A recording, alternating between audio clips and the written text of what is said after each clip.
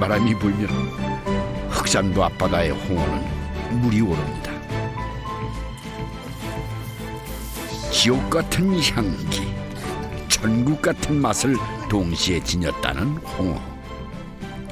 이 계절 사람들은 홍어의 맛에 푹 빠져들고 있습니다. 자, 이거 아유, 이놈이 마치 생긴 건 외계인처럼 생긴 데다가 이 쾌쾌한 냄새가 아주 코를 찌릅니다. 또 이게 맛은 어떻고요? 입천장이 뒤집어질 정도로 자극적인 톡 쏘는 그 맛을 가지고 있습니다. 이게 어떤 음식에서도 결코 흉내낼 수 없는 독특한 생선입니다. 어떻게 이것이 우리들 밥상에 오르게 됐을까 참 궁금하군요.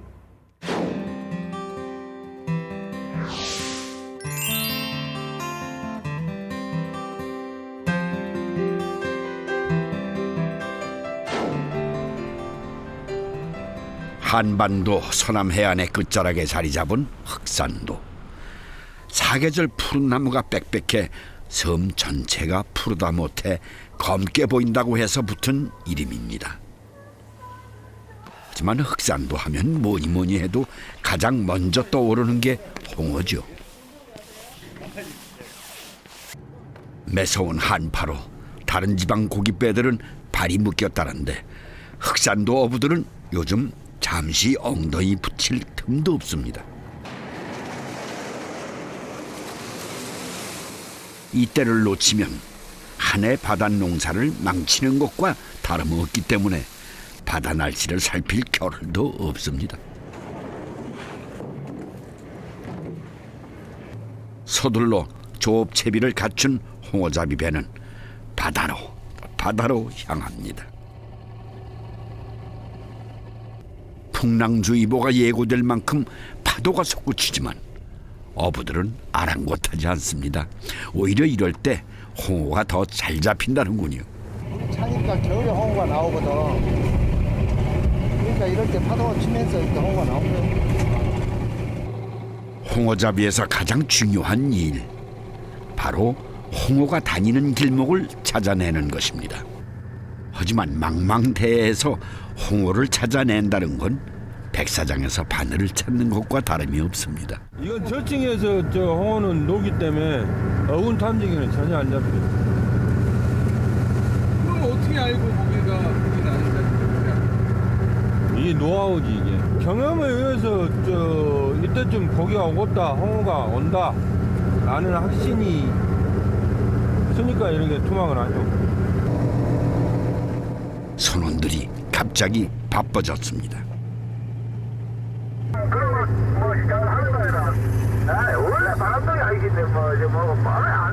선장이 드디어 포인트를 잡았나 봅니다. 선장의 지시가 떨어지자 선원들은 일사불란하게 낚시도구를 던져넣습니다. 걸락이라고 불리는 이 홍어잡이 도구는 한강줄이에 500개나 되는 낚싯바늘이 촘촘히 담겨 있습니다. 그런데 믿기도 없이 어떻게 낚싯바늘로만 홍어를 잡는다는 것일까요? 길이 있어. 홍어 다니는 길이 있다고. 그러니까 저희들이 거의 다니는 데만 다니고 있지. 그만 데 안 다니고. 이거 오다 걸린 거에 빼들어 이제 많이 걸리면 차도를 묶은 낚싯바늘들은 밑바닥에서 30cm 높이를 유지하며 거꾸로 매달려 있게 됩니다. 바다 밑을 헤엄쳐 다니는 홍어들이 이곳을 스쳐가기만 해도 낚싯바늘에 걸리게 되는 거죠.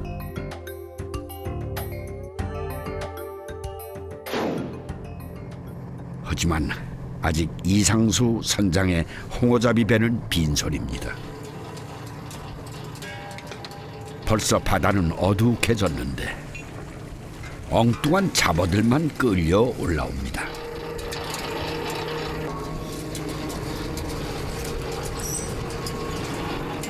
폐기물 때문에 양생기까지 멈춰버렸습니다. 모두 속이 타들어갑니다.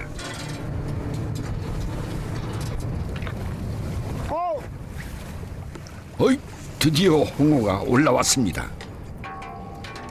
어렵게 개시를 했습니다만 순놈 한 마리가 고작입니다. 아무래도 자리를 잘못 잡았나 봅니다.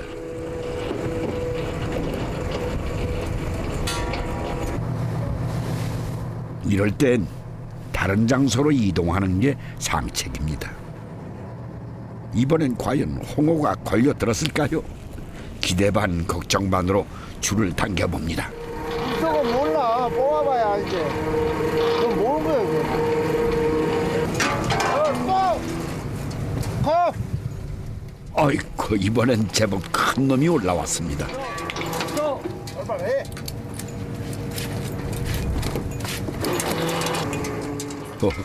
하지만 어째 별로 달갑지 않은 표정들이네요.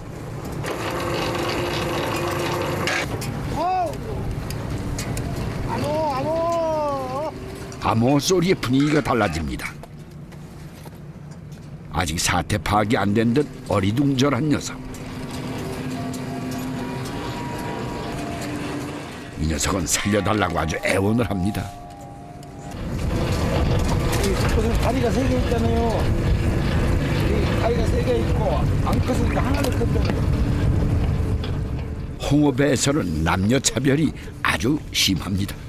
암놈 중에는 8kg 이상 되는 큰 놈은 애지중지 귀한 대접을 받습니다. 크고 맛있고 또 부드럽고 그러니까 가격이 비싸고 좋죠. 홍어 동네에서도 순놈이 찬밥 신세라니 이가 씁쓸하네요.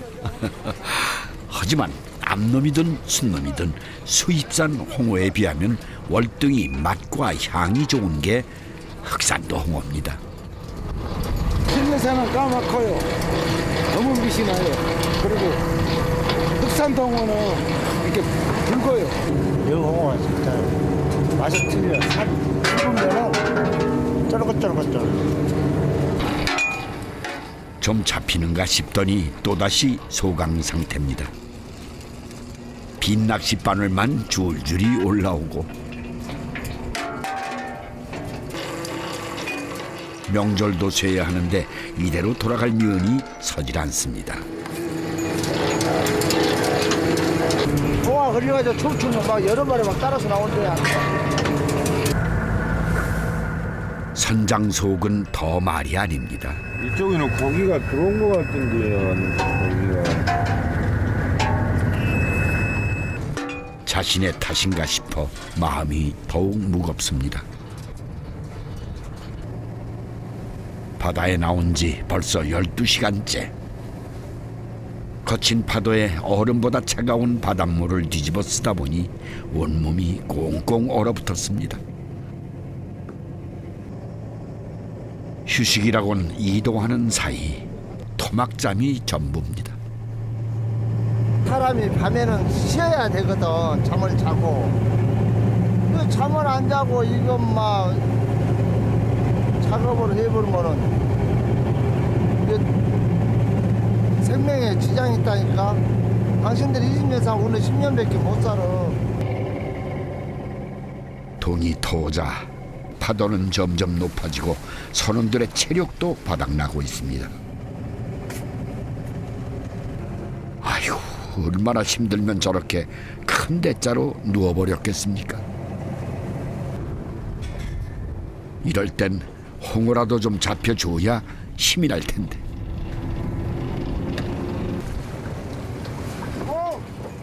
어이구, 이 홍어 소리에 모두들 깹니다. 오늘은 첫 개시부터 왠지 조짐이 좋습니다.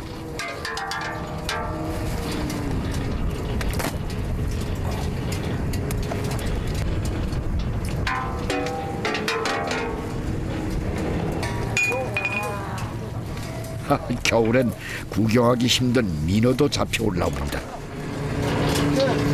이거 뭐예요? 이거 이렇게 커요? 이거 적은 거예요. 더 큰 놈도 있죠. 더 큰 놈도 있어요? 그런데 민어란 놈이 행운을 불러온 모양입니다. 큼지막한 암호홍어가 줄줄이 연타를 치고 올라옵니다.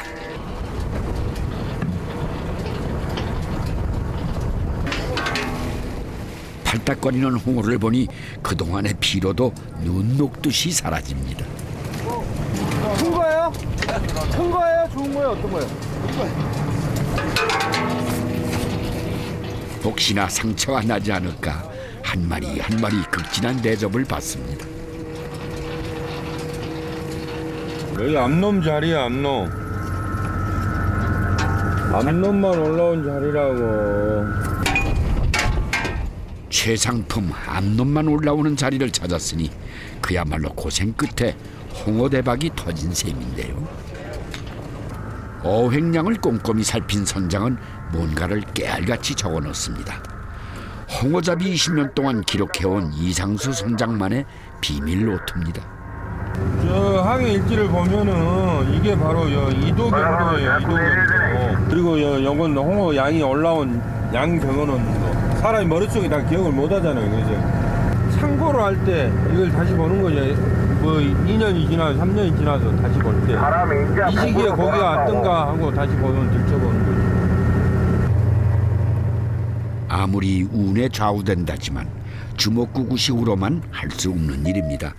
이렇게 기록을 정리해 적중률을 높이는 거죠. 우리 지금 이때가 가장 수온이 찰 때예요. 찰 때 특히 또 홍어가 그 산란하러 이쪽 연안으로 많이 몰리고 그래서 이때가 뭐 사람들이 먹어보고 맛이 가장 좋을 때 제철이라고 그러게 하는데 겨울바다 조업이 몇 겁절 고생스럽지만 홍어잡이 배들이 차가운 바다로 나가는 것은 그만큼 홍어가 계절을 많이 타는 생선이기 때문입니다. 전라도 지방 속담 중에는 날씨가 찰 때는 홍어 생각이라는 말이 있을 정도로 겨울 홍어 맛은 정평이 나 있습니다. 실제 어획량에서도 계절적인 차이는 확연히 드러납니다. 대청도에서 흑산도까지 우리나라에서 잡히는 홍어의 어획량은 5월에 비해 1월이 배 정도 많습니다. 우리가 홍어를 많이 수입하는 남아메리카와 북아메리카 연안, 일본과 동남아시아 연안에서도 홍어가 잡히고 있죠. 조업을 마친 이상수 선장의 배가 홍도에 잠시 들렸습니다. 배가 들어온다는 소식에 주민들이 부둣가에 나와 일손을 거둡니다.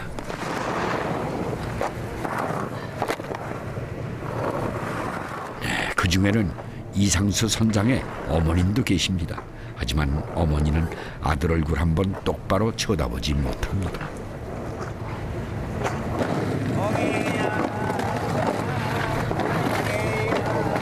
많이 아프더라. 항상 많이 아프더라. 언제는 마음이 안 아프다. 생각나고. 육지 생활을 해야 되는데 바다에서 많이 항상 아프더라. 여기 가시오.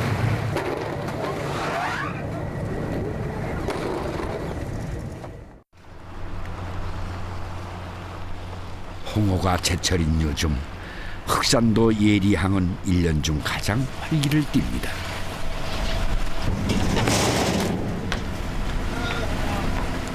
매일 새벽 홍어잡이 배들이 부려놓은 홍어들로 부들을 마치 방석을 깔아놓은 듯합니다.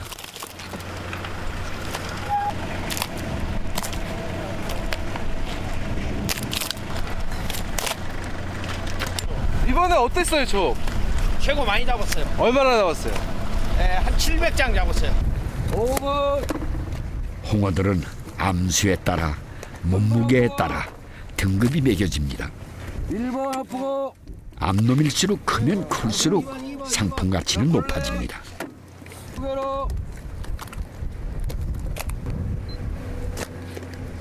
부류가 끝낸 홍어엔 떡하니 바코드까지 붙여집니다.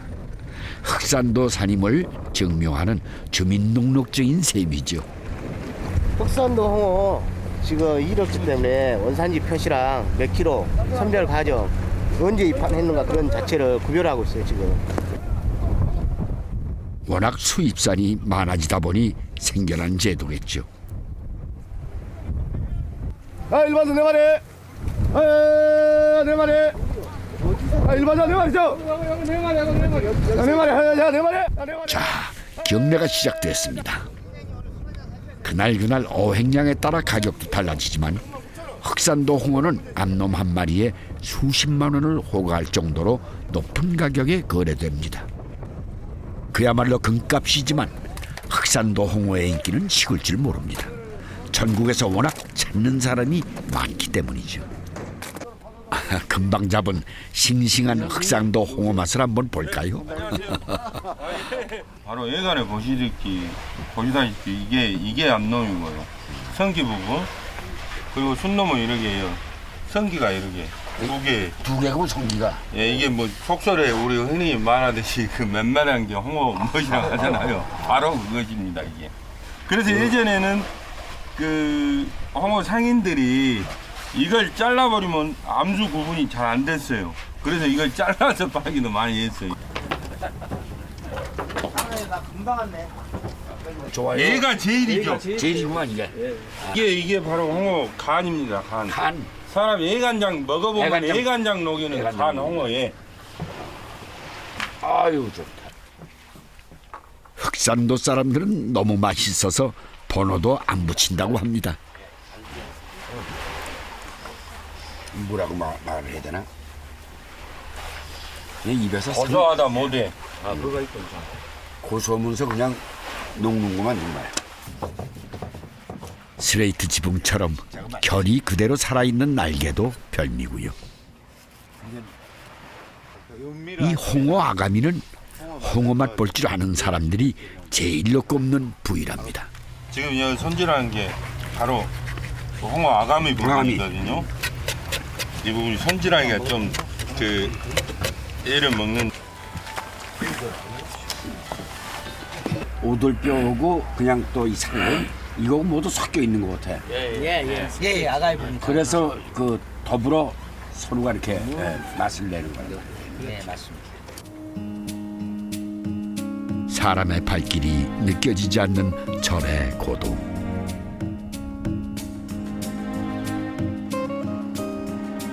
지금이야 쾌속선으로 2시간이면 올 수 있지만 육지와의 왕래가 힘들었던 흑산도는 예로부터 죄인들이 유배를 오던 궁벽한 섬이었습니다.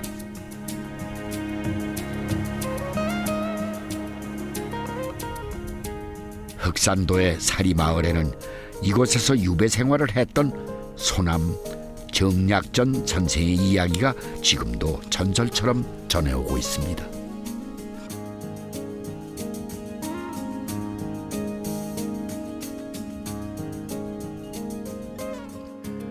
지금 보신 것처럼 이 섬 전체가 검게 보인다고 그래서 흑산도라고 그런 이름을 붙였습니다.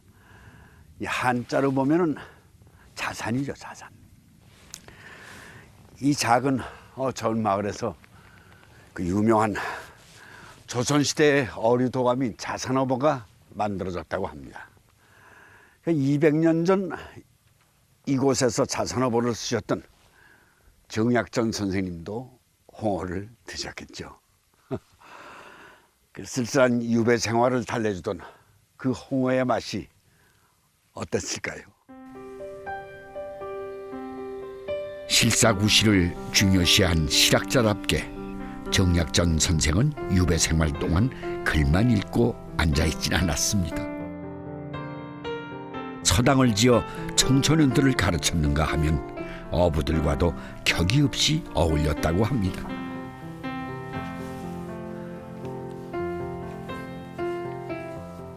흑산도가 모델이 되고 흑산도 주민들이 취재원이 되어 탄생한 것이 바로 자산어버입니다. 덕분에 수많은 물고기와 해초에 대한 방대하고 종합적인 자료를 갖춘 어류도감이 완성될 수 있었습니다. 지금 우리나라 그 생태 학계에서 봤을 때는 그 가장 완성도가 높은 물고기 생태 백과사전으로 알려져 있고요. 단순히 물고기들에 대한 어떤 그 의미를 뛰어넘어서 그 지역의 해양 문화를 전반적으로 표현하고 있는 대단히 중요한 기록으로서 가치를 평가받고 있습니다. 소남 정약전 선생이 계셨던 200년 전에도 이 마을엔 지금처럼 술 익는 냄새가 향기롭게 피어오르고 있었겠죠. 쌀 한 톨 나지 않는 척박한 섬마을. 흑산도 사람들은 집집마다 어렵게 구한 곡식과 고구마로 술밥을 지어 탁주를 빚었다고 합니다. 지금도 이 마을에선 그 방식 그대로 술을 빚고 있습니다. 흑산도 전체적으로도 양조장이 하나도 없어요. 그래서 흑산도에는 각 마을 집집마다 이렇게 막걸리를 다 자기 방식대로 그렇게 담궈서 드셔요. 단지 달라진 게 있다면은 그땐 엄두도 내지 못했던 쌀이 첨가됐다는 점이겠죠. 고구마를 넣어 붉은 빛을 띠는 탁주에 가장 어울리는 안주거리가 바로 홍어였겠죠. 독채 술을 마셨다는 여담이 전해올 정도로 애주가였던 정약전 선생은 자산오보에도 홍어에 탁주를 곁들인 홍탁을 언급하고 있습니다. 안녕하십니까, 네, 안녕하세요. 예. 술이 금방이라서요. 예. 이제 어르신들 이거 모셔놓고 술이네? 예. 이제 막걸리 좀 걸려서 홍어찜 하고요. 홍어 예국 하고 있어요. 이제 어르신들 대접하고. 이 홍어에다가 술이 없으면 막걸리가 없으면 홍탁. 그렇죠. 홍탁. 아유, 색깔이 아주 예. 거룩합니다.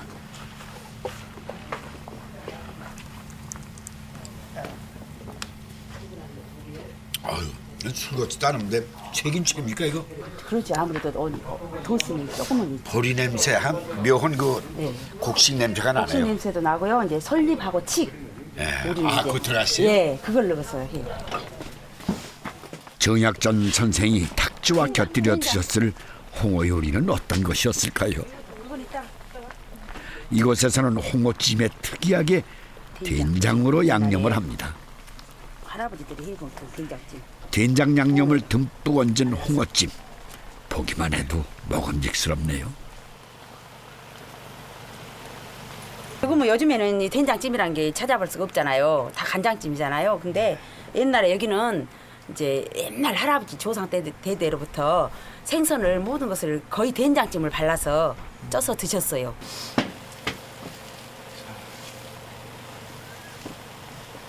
이거는 이제 홍어 얘를 애국 끓일 때는 이거를 된장국하고 이렇게 주물주물 이렇게 주물러서 다 녹여가지고 톳을 이렇게 삶아놨다가 이렇게 육지에서는 보리싹을 넣고 끓이는데 바닷가 마을답게 해초를 넣고 끓이네요. 톳 대신에 파래를 넣기도 합니다.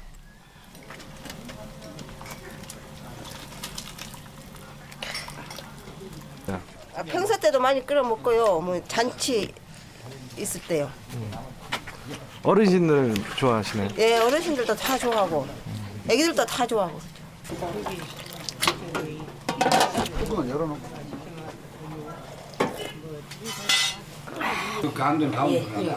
허허.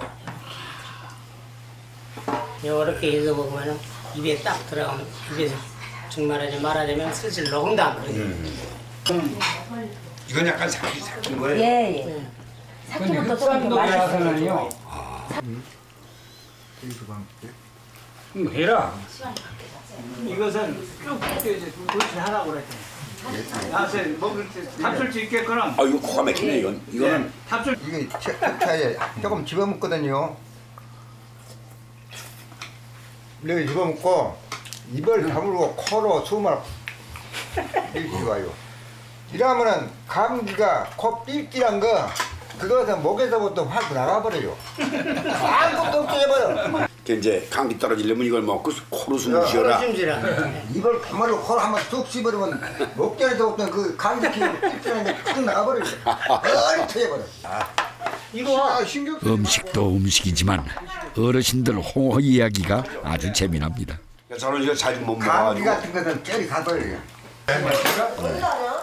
홍어 애국은 원래 뱃일하던 흑산도 어부들의 속풀이 음식이었다고 합니다.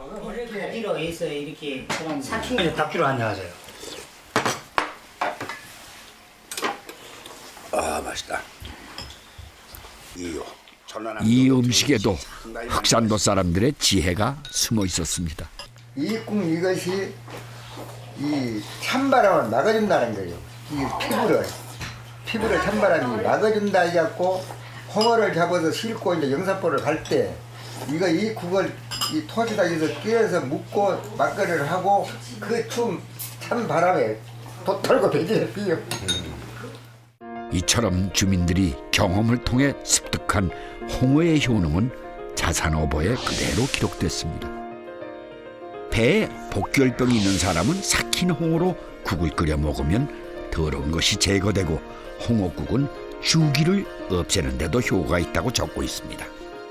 구독을 풀어준다는 것은 그것이 이제 그 발효화됐을 때 거기는 독특한 그 매운맛이라든지 이런 맛들이 있는데 그것은 뭐냐면은 대개 한의학에서는 이제 그 매운맛이라는 건 신성은 우유에다가 발산을 시켜줘서 흩어진다는 그런 성질을 가지고 있다 이렇게 얘기하거든요. 그렇기 때문에 이게 울쳐 맺혀져 있던 걸 갖다가 확 풀어주니까는 이제 모든 것이 이제 땀도 나고 그래서 주독뿐만 아니라 이제 감기에도 좋을 수가 있고 그리고 이제 또 암모니아가 이제 그 암모니아는 장으로 가서 장에 있는 이런 잡균 이런 것들을 갖다가 이것이 이제 그 죽입니다 이제. 사리마을엔 떼배가 아직도 남아 있습니다.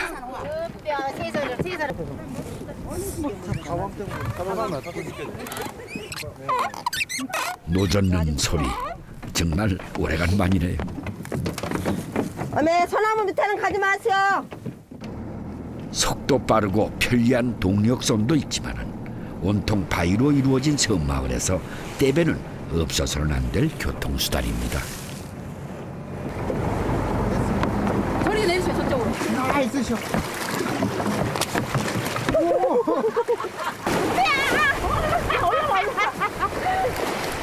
바닷가 바위마다 푸른빛 해초들이 지천으로 널려 있습니다. 이대로 갈무리에다가 밥상 위에 놓으면 그대로 저녁거리가 됩니다.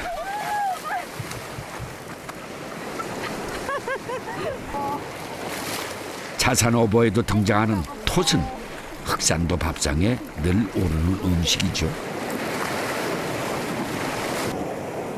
마치 색간 모양으로 생긴 이 조개는 살을 바위에 바짝 붙이고 살아갑니다.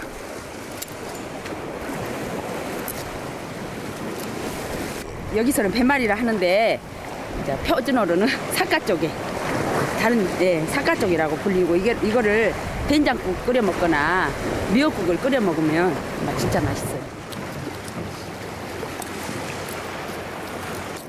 깨끗한 바닷가에서만 자란다는 거북손도 있습니다. 이만큼 자라려면 60년이나 걸린다니 정말 귀한 것이죠. 이 모양이 이거 거북이 발처럼 생겨갖고 거북손이라고 그래요. 이것을 삶아갖고요 이렇게 까먹어요. 이렇게 하면은 이것이 나오거든요. 사람의 손때가 묻지 않은 자연 그대로의 바다. 늘 풍요로운 보물을 선사해주는 섬은 그 자체가 흑산도 사람들의 밥상이요 텃밭이었습니다. 지붕엔 요즘 보기 힘든 상어고기가 꾸둑꾸둑 말라가고 있습니다. 흑산도는 섬 곳곳이 살아있는 해양박물관이자 어류도감입니다.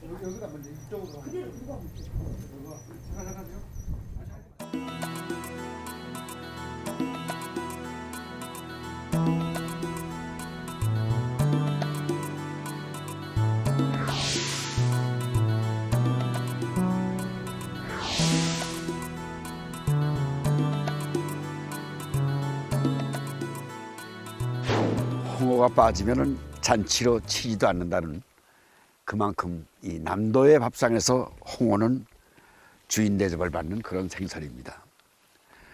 죄인들이 유배를 할 만큼 이 궁벽한 이 섬의 음식이 어떻게 이 남도를 대표하는 음식으로 자리를 잡게 되었을까요? 이 흑산도 바로 이 앞바다 여기에 있는 이것이 바로 영산도입니다. 홍어로 유명한 나주의 영산포와도 같은 이름이죠. 근데 이게 그냥 우연의 일치일까요? 이곳엔 흑산도의 홍어가 무트로 올라오게 된 기막힌 사연이 전해 내려오고 있습니다. 때는 고려말 어업의 전진기지였던 흑산도는 늘 왜구들의 약탈에 시달려야 했습니다. 왜구들의 등살이 극심해지자 조정에서는 섬 주민들을 몽땅 내륙으로 이주시키는 이른바 공도령을 강행하게 되죠. 우리나라의 그 공도 정책은 고려 말 지역이 되면 왜구들이 섬 지역을 약탈하는 상황들이 많이 일어나게 됩니다. 그래서 섬 주민들에 대한 그 보호 차원에서 집단으로 아예 육지 쪽으로 이주를 해서 살 수 있도록 하는 상황이 생기는데 하루아침에 고향을 떠나야 했던 흑산도 사람들은 새로운 삶의 터전을 찾아 정처 없이 바다를 떠도는 신세가 됐습니다.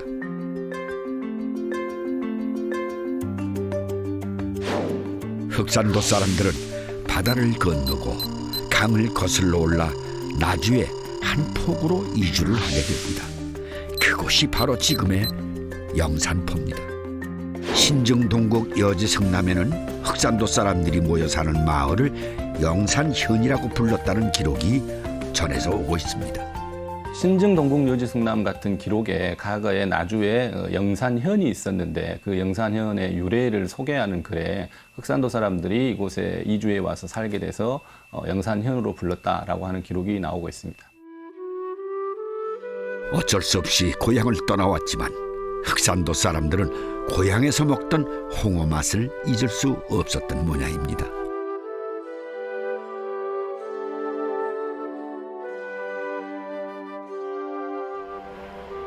그들은 뱃길로 흑산도에서 영산포까지 홍어를 실어 날랐고 이곳에는 또 다른 홍어 음식 문화가 탄생하게 됩니다.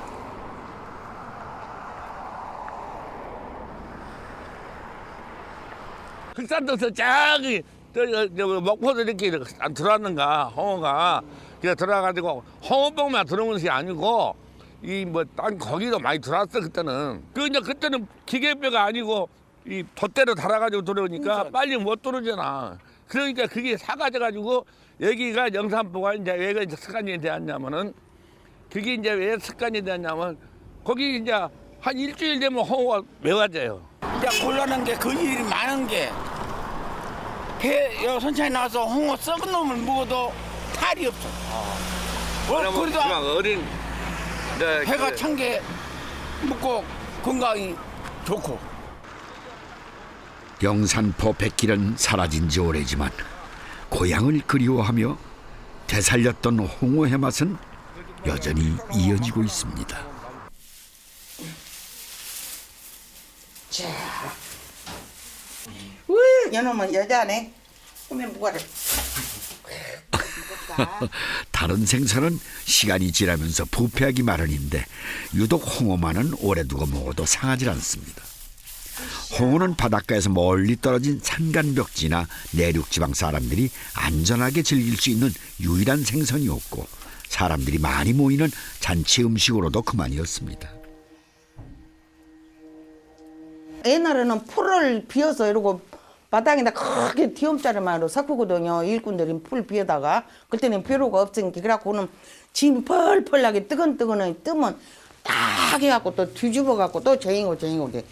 그때는 이러고 풀 비에다 쟁이놓으면 딱 거기다 담아서 그 풀 떠들고 딱 넣어서 딱 이러고 덮어놔줘. 그러면 거기서 풀이 뜨이나고 뜨뜻한 게 그 혼짐이로 홍어가 딱 삭히고. 그렇다면 홍어는 왜 시간이 지나도 상하지 않는 걸까요? 홍어는 발효되면서 몸 안에 있던 요소가 암모니아로 활발하게 분해되고 산도가 급격히 증가합니다. 이 과정에서 대장균이나 식중독균 같은 부패세균들은 사라지고 몸에 좋은 성분들만 남게 되는 것이죠. 발효 과정에서 생기는 암모니아가 홍어 특유의 지릿한 향을 내게 되고 매운 듯 알싸한 맛을 가지게 됩니다. 그다음에 잘 삭아졌네. 똑 썼네, 똑 써. 또 잘 삭힌 홍어는 육질도 알맞게 단단해져 식감도 좋아집니다. 그다음에 잘 삭거네.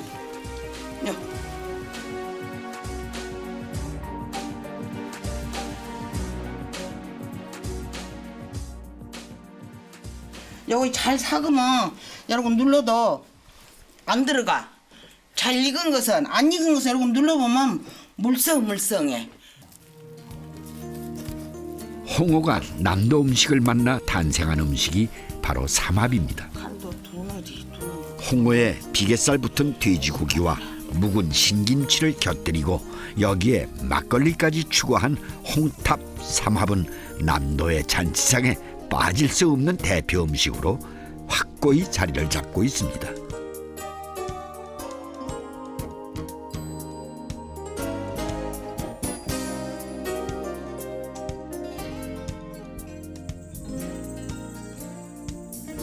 우리 음식 중에 홍어만큼 좋고 시름이 분명하게 갈리는 음식도 없을 겁니다.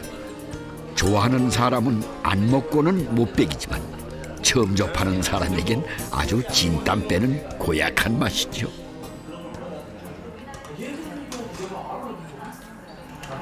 홍어는 뭐 결혼식에 서울 사람들은 보통 뭐 국수도 먹고 뭐 갈비탕도 먹지만은 우리 시골에서는 잔집에서 그런 거보다도 홍어가 나와야지 이게 완성이 됐다. 어떤 잔치가 완성이 됐고 그다음에 손님을 초대해 놓고 어떤 완성의 의미 뭐 그런 겁니다. 고향이 강원도 정선인데요. 근데 거기서 와서 처음에는 이 홍어 먹다가 별로 안 좋아했어요. 근데 자꾸 동료를 따라 먹다 보니까 맛있고 좋대요. 그래서 홍어회를 많이 찾아서 그 냄새랄까? 뭐 향기? 뭐 어떻게 그 표현할 수 없을 정도로 지금 진짜 좋아합니다. 집을 넣고 지붕에다가 일단 맛을 들이게 되면 자꾸만 찾게 되는 홍어의 중독성은 과연 무엇 때문일까요?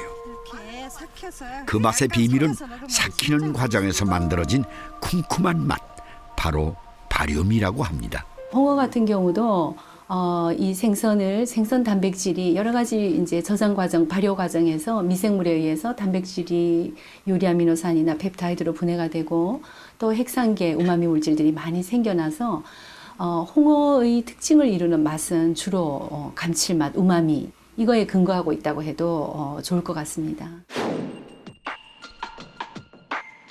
홍어를 비롯한 우리나라의 음식들은 발효된 맛에 해당하는 감칠맛을 가지고 있는데요. 장류의 맛은 콩 단백질을 분해한 아미노산의 맛이며 젓갈도 아미노산으로 분해되면서 깊은 맛을 얻습니다.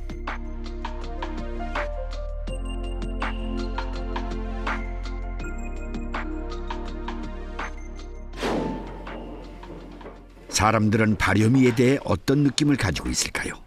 단맛, 쓴맛, 신맛, 짠맛과 발효미의 기호도를 실험해보면 발효미의 호감도가 단연 높습니다.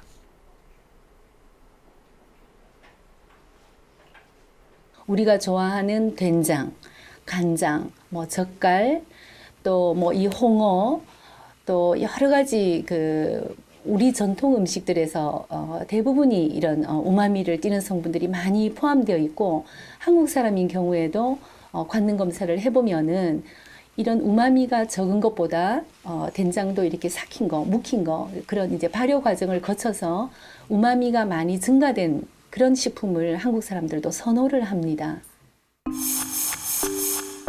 생후 10일 된 신생아에게도 발효미는 좋은 느낌을 주는 맛인가 봅니다. 실험을 해본 결과 쓴맛과 신맛에는 찡그린 표정을 보인 반면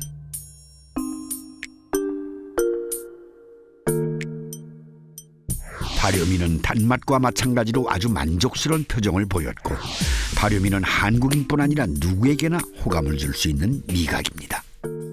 발효미의 중독성이라는 것은 그 발효 맛의 어떤 맛의 특징이라기보다 그 발효 맛을 띠는 그 감칠맛을 띠는 성분이 우리 몸 속에서 그 생존하기 위해서 꼭 필요한 우리 영양 상태를 결정짓는데 꼭 필요한 성분입니다.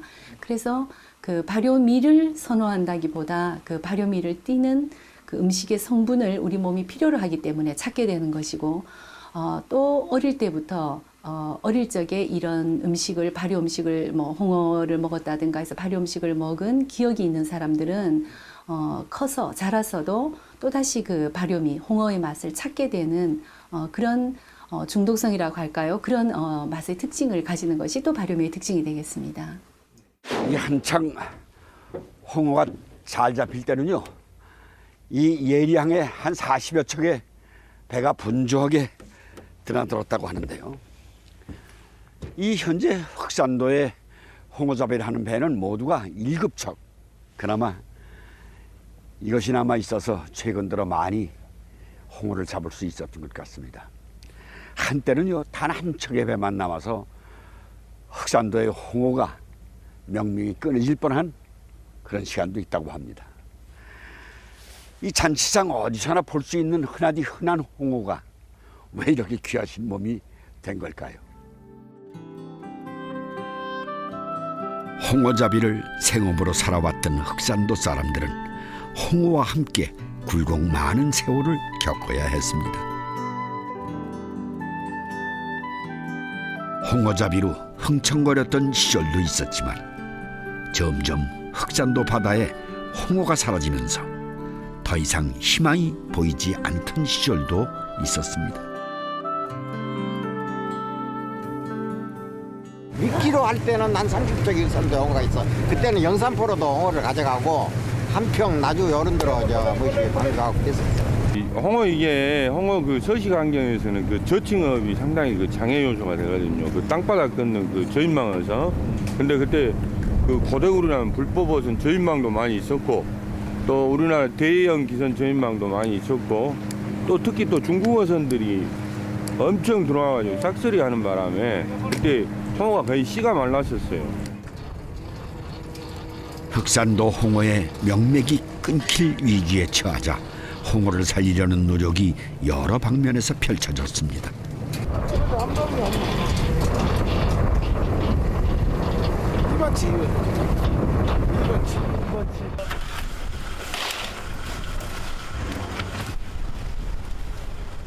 홍어 어종 보호를 위해 현재 흑산도 근해에서는 허가를 받은 어선만이 조업을 하도록 하고 한 해 동안 잡을 수 있는 홍어의 양도 제한하고 있습니다. 1번 앞으로. 그러니까 커터가 195톤. 배정되는 이제 흑산도 배정된 195톤 중에서 7척으로 나누니까 그게 이제 7척으로 나눈 분량이 자기들 배정 물량인데 거의 개인 물량이 초과가 돼버리면은 이제 행정명령이 돼 있어요. 행정적으로 정선명령을 받으면 조업을 못 하죠. 홍어에 대한 연구도 활발하게 진행되고 있습니다. 세계적으로 홍어를 먹는 나라가 많지 않기 때문에 아직 홍어의 습성이나 생태에 대해 밝혀지지 않는 부분이 많습니다. 홍어의 인공 부화에 어려움을 겪는 것도 이 때문입니다. 국립수산과학연구원에서는 최근 홍어 치어의 부화에 대한 연구가 활발히 진행되고 있습니다. 홍어는 체내 수정을 하기에 그동안 인공적으로 개체를 늘리는 것이 쉽지 않았습니다. 이제 곧 인공 부화의 성공을 눈앞에 두고 있다니 홍어가 다시 늘어날 날을 기대해봐도 되겠죠. 참홍어의 인공 부화 실험이 성공을 한다면은 참홍어의 치어를 인공적으로 생산을 해서 방류를 한다면은 참홍어의 자원 회복을 보다 더 빨리 달성할 수 있을 것입니다. 그래서 이러한 인공 부화 실험을 하고 있습니다. 흑산도에서는 마을에 홍어가 들어오면 자동으로 동네 잔치가 벌어집니다. 실한 암홍어 한 마리면 온 동네 사람들이 나눠 먹기에 충분하기 때문이죠. 옛날에 저 할머니들 하신 말씀이 이 물코 여기를 먹으면 헤엄을 잘 친대요. 헤엄 못 친 사람도 잘 친다 해서 우리들이 어렸을 때 막 여기를 썰어서 먹으려고 싸우고 막 그랬어요. 요 거시기가 여가 달려갖고. 거시기가 뭐야? 홍어 얘기가 끝이 없습니다. 옛날 할머니들 할아버지들 하신 말씀에 여자들이 먹으면 골다공 칠대 골다공증에 좋고 무릎 다리 저기 팔 어깨 이런데 관절에 좋다 해서 저는 이것을 많이 먹었습니다. 그래서 제일 좋아합니다. 지금은 귀한 음식이 됐지만 고기를 마련할 수 없었던 섬마을에서 구하기 쉽고 여러 사람이 먹을 수 있는 홍어는 관원상제에서 빼놓을 수 없는 음식이었습니다.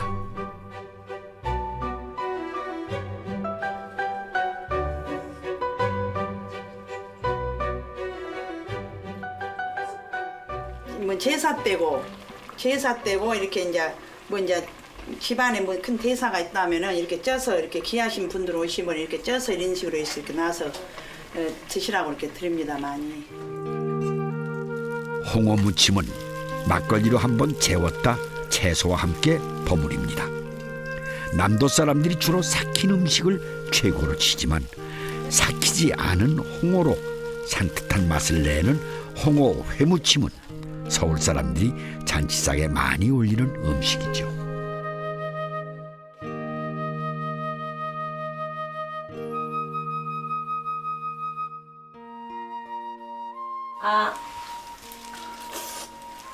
그것도 맛있어 보이네. 맛있어? 진짜 맛있다. 서울 사람들 보면은 우리 먹다가 하나 죽어도 모르는 홍어 회 무침. 홍어쌀을 도톰하게 썰어 부친 홍어전.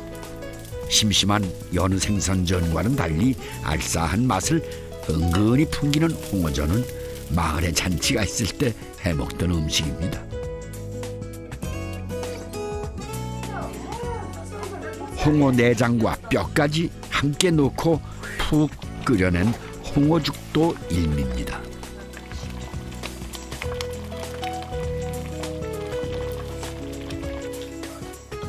내장이며 뼈며 심지어 코까지 어느 하나 버릴 게 없기에 홍어는 어떤 요리로 해먹어도 색다른 맛이 납니다.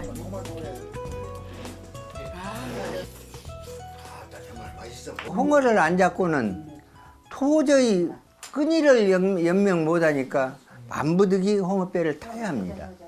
쌀도 홍도 이렇게 흑산이나 홍도나 이 섬에서는 날이 굳혀갖고 육지 나가서 쌀을 팔아다 먹어야 되는데 육지에서 쌀을 팔아다 먹을 수가 없지. 날구처럼 배가 못 다니니까. 그래서 식량 때문에도 많이 고통받고. 흑산도 주민들 대부분이 겨울이면 홍어잡이 배에 걸락을 정리하는 일을 부업삼아 합니다.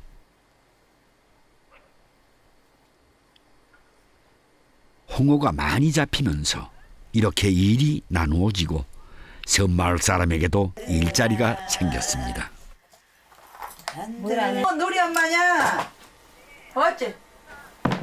네, 전화 안 받대. 그거 시험 바꿔주리. 누리 엄마.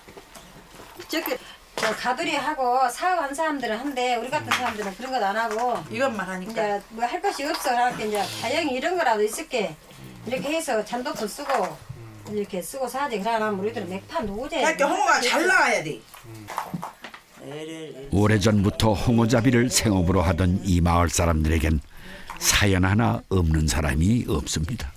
그 선장이 나가면 그 배 선장이 세상에 어찌 배가 나 그 사람은 살라고 그랬던가 어쨌든가 감기 몸살이 왔어. 그래 그 사람이 못 나가게 되고. 너가 아버지도 대신. 그래 우리 아버지는 그 사람 데리러 갔어. 세상에 가갖고는 그냥 풍파를 만나서 9명 그 30이 다 죽어버렸어. 우리 아버지는 참 너무 억울하게 돌아가셨지. 우리 오빠 우리 작은 아버지 고모네 아들. 도대체 홍어가 뭔지, 홍어잡이로 아버지를 잃고도 또 이렇게 홍어잡이 낚시를 손질하고 있으니 그럼 대신은 절대 배를 안 탄다는데 그럼 대신 우리 오빠네는 배도 안 탄 사람들이 다 죽어버리고 배를 타갖고 대신 가서 배도 없어. 하고 뭐 공공물로 그런 거 있어도 우리가 해도 썰도 안 하고 혼자 벌어서 살았지. 아 그래서도 시집 잘해서 잘 살기 좋아. 엉어야 너무 달아 생겨서 우리네 서방들을 바다에로 끌고 가냐. 우리 집 사방님이 홍해제리를 갔는데 홍어야 물어라 낙서마라 물어라. 애절하게 풀어놓는 아낙네들의 노랫가락 속에는 지난 세월 홍어와 함께 울고 웃으며 살아왔던 흑산도 사람들의 고단한 삶이 고스란히 묻어납니다.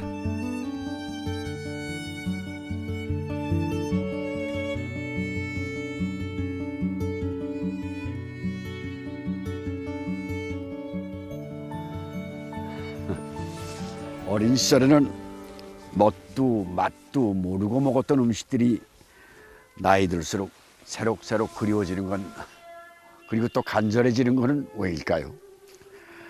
이 남도 사람들에게는 바로 홍어가 그런 음식이 아닐까 싶습니다. 오래 삭힐수록 아주 맛을 내는 홍어, 또 음식을 나누며 주고받는 정, 가난했지만 따뜻했던 고향의 추억이 켜켜이 쌓여있는 듯합니다.